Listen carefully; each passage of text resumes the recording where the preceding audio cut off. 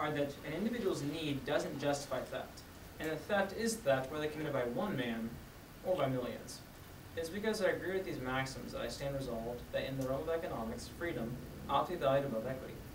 To clarify the position I just iterated, I'd like to define a few of the terms I just stated, starting with definition 1 of economics. Economics is, quote, concerned with production, consumption, and transfer of wealth, unquote. Definition 2 is economic freedom. Quote, at the heart of the concept of freedom is the distinction between voluntary action and compulsion or coercion. This means that in the economic realm, economic freedom is the freedom to produce and trade goods and services according to one's own judgment, unrestrained by others, including the government. The root identification here is that no one has a moral right to stake a claim on the productive activity of another against their will. The implementation of freedom in society requires that a government provide a system of courts and laws that objectively define the rules of social interaction. Under such a system, individuals are free to exercise their rights in any manner that does not violate the rights of others.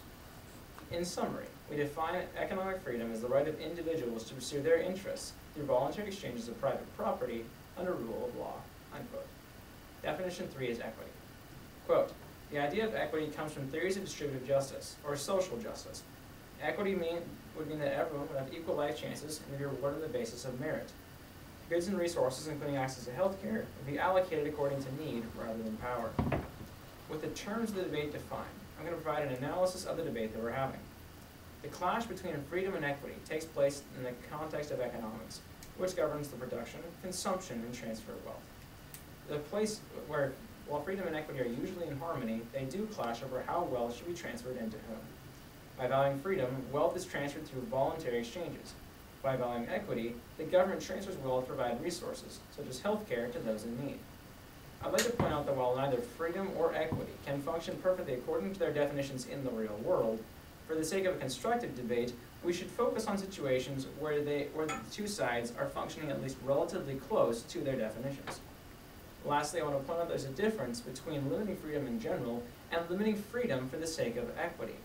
Therefore, my opponent must not prove only that we need to have limitations on freedom, but rather that we should limit freedom to protect equity. Now that we're all on the same page regarding what we're debating, I'll begin my case for why economic freedom should be valued above equity, starting by the value of natural rights. Well, natural rights have been called life, liberty, and property. However, in the context of economics, we prefer to simply define this value as allowing individuals to exercise their authority over themselves and their property in any way that does not violate other people's authority over their person and property.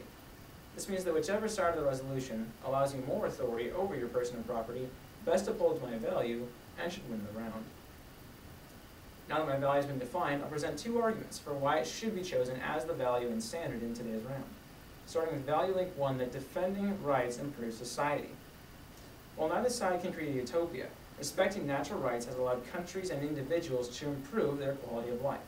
For example, in Europe 2 centuries ago, before they began the road to socialism, recognition of private property rights created the Industrial Revolution, which made the country and those in it so much wealthier that today the bottom 10% of people in Europe live longer, better lives than the kings did before the revolution.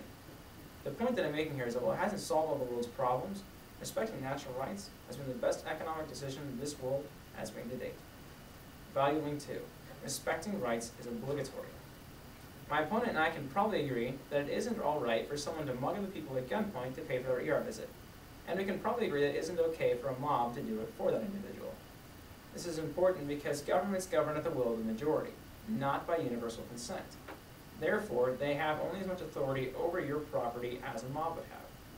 Therefore, if the mob can't take our money to pay for someone else's needs, neither may the government.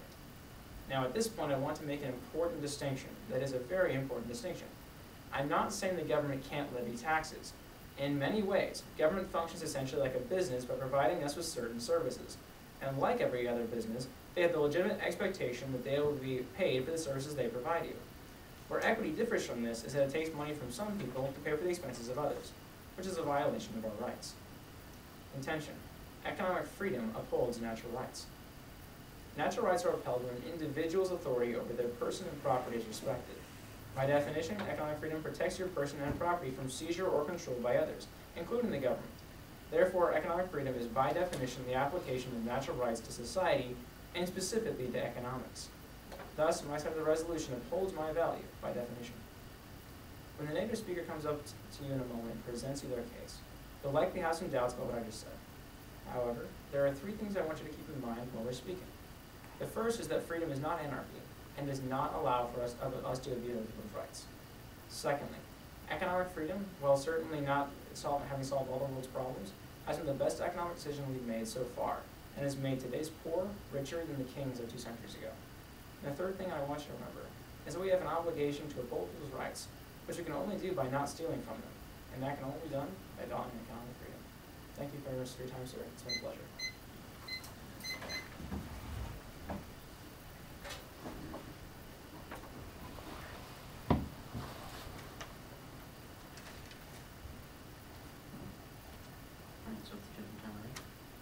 Hey Wayne, I just have a couple questions for you. Sure you do. So, to start out, do you believe that equity is inherently harmful? Inherently harmful at a conceptual level to rights, yes. Alright, now do you believe that equity necessitates redistribution of wealth? Yes. Alright, so do you believe that freedom ought to be unlimited in a society? And limited in the context of the fact that it is inherently self-limiting. Sort of the fact that, what I mean is we should not have any outside restrictions on freedom that are not inherent to freedom itself. Alright, that's interesting. I'll have to address that. So, by saying that, are you saying that the only restriction that exists on freedom is freedom itself? Well, of course the government enforces the natural boundaries of freedom, but what I'm saying is the restriction upon freedom should simply be freedom in and of itself. Alright, now, do you believe freedom can exist independently of other principles in an economy? In an economy, well, I don't see what other principles would actually be a limiting factor in freedom, but I believe that they could, yes. Alright, great. Now, last question that I actually have for you today is, do you believe we should have no equity in an economy or only a small amount? Well, the issue that we're discussing here is that equity is not always in conflict with freedom. What I'm saying is that when it is in conflict with freedom, it should be limited. However, it can exist in other contexts when it's not in conflict with freedom. So you believe equity does conflict with freedom on occasion? Yes. Alright, great. Thanks. That's all the questions I have.